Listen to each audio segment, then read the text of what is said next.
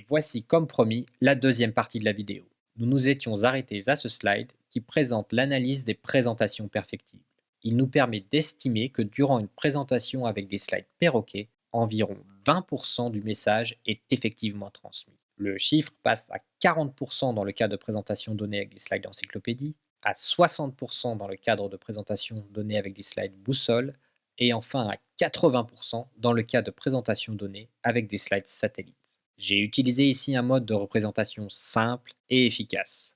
Les quatre visuels, très facilement identifiables, symbolisent les présentations données avec les quatre types de slides différents. Chaque visuel est entouré d'un cercle qui décrit le pourcentage du message transmis. Le chiffre exact du pourcentage apparaît en bas de chaque image pour faciliter encore l'appropriation du contenu. À ce stade, je rappelle dans le livre que les orateurs qui utilisent des slides satellites, il s'agit en général de personnes très à l'aise à l'oral mais qui n'utilisent quasiment pas leurs slides, arrivent à transmettre la quasi-totalité de leur message grâce à leur très bon discours. Dans ce contexte, vous pourriez me demander pourquoi s'embêter à faire des slides. Ne vaut-il pas mieux tout simplement s'entraîner à devenir un meilleur orateur? Et c'est là que j'introduis l'idée suivante, à savoir que l'on se souvient en moyenne et après 3 jours de 10% de ce que l'on a entendu, de 35% de ce que l'on a vu et de 65% de ce que l'on a vu et entendu. Alors bien sûr, si vous êtes un excellent orateur, vous serez capable de transmettre la quasi-totalité de votre message sans slide. Cependant, si vous souhaitez que le public se souvienne réellement de ce que vous avez dit, l'utilisation d'un support visuel est indispensable. Pour illustrer cette idée et présenter la variation de la proportion du message retenu, j'utilise à nouveau ces diagrammes en cercles de taille identique et répartis de façon homogène. Comme pour le slide précédent, ils apparaissent progressivement et successivement avec un effet de balayage. Le mot souvient est en orangé pour le mettre en correspondance directe avec la partie des diagrammes qui est de la même couleur. Enfin, la source est mentionnée en bas à droite du slide. Et voilà, nous avons fait le tour des présentations perfectibles et nous comprenons à présent l'intérêt d'utiliser des slides. Il est temps de se pencher sur le cas d'une présentation réussie. Je commence par rappeler qu'une présentation réussie est le fruit d'une dynamique équilibrée entre un animateur, ses slides et son public. Ceci est illustré ici par le mouvement de la balle de tennis qui représente le message. L'exemple choisi est celui de la présentation de l'iPhone par Steve Jobs en 2007 parce qu'il s'agit d'une prestation incroyable. Je la représente ici avec la pomme proposée dans Keynote. Là encore, nous arrivons à faire passer des idées clés avec un design minimaliste comprenant seulement quelques figures et quelques mots. Vient ensuite ce que j'appelle dans le livre un slide vidéo. Pour des raisons de droit, je n'ai pas inséré de film ici. Si j'avais dû le faire, j'aurais utilisé une vidéo illustrant le fait que l'attention est une ressource limitée. Je vous en ai mis quelques exemples en description pour que vous puissiez vous faire une idée. Bien évidemment, lorsque vous concevez un slide vidéo, assurez-vous que celle-ci occupe toute la surface du slide. Elle sera ainsi visible pour le public et donc exploitable. La qualité des images et du son doit également être suffisamment bonne pour produire l'effet désiré. Ce slide est complété par le suivant qui vise à rappeler qu'en moyenne, le cerveau humain est capable de stocker 7 éléments en mémoire à court terme. Le terme mémoire est de couleur orange car c'est l'élément clé. Je fais apparaître le chiffre 7 avec une très grande police de caractère. J'utilise cette technique car je souhaite marquer les esprits et faire en sorte que cette donnée soit retenue. En termes d'animation, j'utilise l'effet enclume pour donner encore plus d'impact aux chiffres mentionnés. Et si j'insiste autant sur ce point, à savoir que notre attention et notre mémoire à court terme sont limitées, c'est qu'il est à l'origine de la plupart des conseils donnés. En résumé, si vous souhaitez faire passer efficacement votre message, ne saturez pas les capacités cognitives du public. Privilégiez les slides comportant très peu d'éléments, faute de quoi leur contenu ne pourra pas être assimilé. Viennent ensuite l'ensemble des conseils fournis dans le livre. Ils sont divisés en 4 grandes catégories. Ceux qui se rapportent à la série, aux slides, à l'animateur et enfin au public. J'ai bien entendu largement synthétisé le contenu du livre pour me focaliser sur l'essentiel.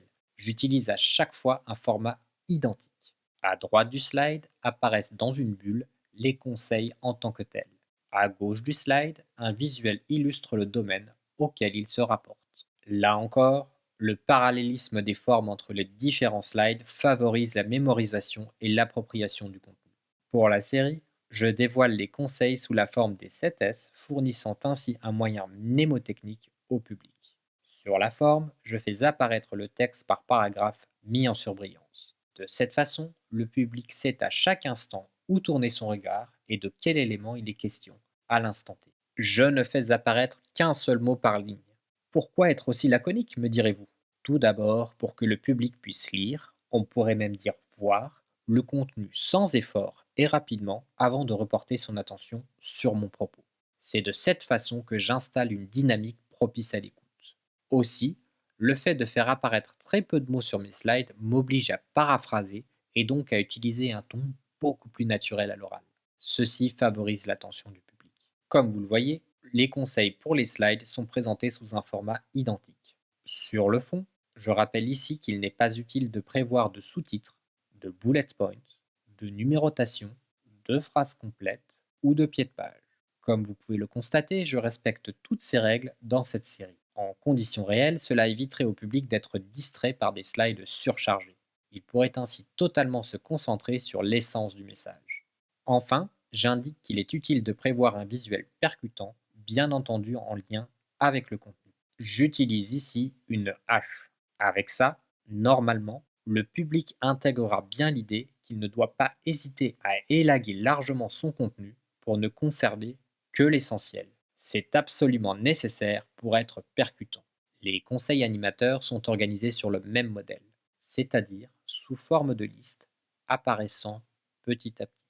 Là encore, très peu de mots sont utilisés. Bien entendu, faire figurer peu de texte sur ces slides ne suffit pas à obtenir un résultat percutant. En particulier, si vous juxtaposez des éléments sans lien entre eux, cela se verra très rapidement. Au contraire, il faut systématiquement prévoir un ordre logique ou une gradation allant par exemple du plus évident au moins évident. Pour les conseils au public, le modèle précédemment utilisé est répliqué. Notez que j'utilise ici uniquement des verbes à l'infinitif. Cette cohérence dans le format n'est absolument pas due au hasard. Il s'agit là encore de favoriser l'appropriation du contenu par le public. Ainsi, dans vos slides liste, assurez-vous d'utiliser des mots appartenant tous à la même catégorie, que ce soit des verbes ou des noms. Votre propos sera de fait beaucoup plus facile à retenir. Concernant la conclusion, je repars tout simplement du slide définition. J'explique comment modifier votre vision des choses pour parvenir à donner une présentation réussie. Pour ce faire, il faut tout d'abord que votre série devienne un véritable partenaire. Vous devez construire vos slides en pensant à la manière dont ils pourront 1. Vous soutenir dans votre démonstration et 2. Mettre votre contenu en valeur. De même, si vous voulez avoir des échanges fructueux, arrêtez de percevoir le public comme un jury à l'affût de votre moindre faux pas. Apprenez au contraire à développer la complicité pour un résultat optimal. Quant à l'animateur, il doit s'agir, sans ironie aucune, de la meilleure version de vous-même. Vous-même parce que vous devez rester authentique pour que le public ait envie de vous suivre. La meilleure version parce qu'il est indispensable d'améliorer vos capacités à présenter pour maintenir l'attention du public sur la durée. Les conseils donnés dans le livre pourront vous y aider. Après une légère transition, je termine avec le slide coordonné. Il comprend le nom de ma société, le site web, mon nom, une courte description, mon adresse mail et un logo. Tous ces éléments doivent être particulièrement lisibles. Il faut par ailleurs les laisser afficher durant la séance de questions, de façon à ce que le public ait le temps d'en prendre connaissance. C'est de cette façon que les prises de contact sont favorisées. Et c'est ainsi que se termine cette vidéo. Vous pouvez en retenir deux idées clés. La première, c'est qu'en matière de présentation, less is more. Pour être percutant, faites apparaître sur vos slides le minimum d'éléments nécessaires à la compréhension du propos, tout en restant pertinent. Utilisez très peu d'animation et de transition et assurez-vous qu'elles soient toutes porteuses de sens. Deuxième idée clé, faites toujours apparaître vos éléments petit à petit. Vous maintiendrez ainsi un certain rythme et vous ménagerez un peu de suspense. Le public sera d'autant plus attentif à votre propos. Il ne me reste plus qu'à vous souhaiter le meilleur pour vos présentations futures. À très bientôt.